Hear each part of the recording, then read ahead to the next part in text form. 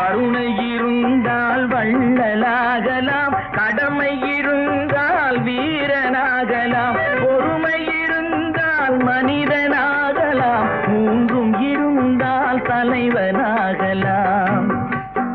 இந்த மூன்றும் இருந்தால் தலைவனாகலாம். நல்ல நல்ல பிள்ளைகளை நம்பி இந்த நாடே இருக்குது தம்பி.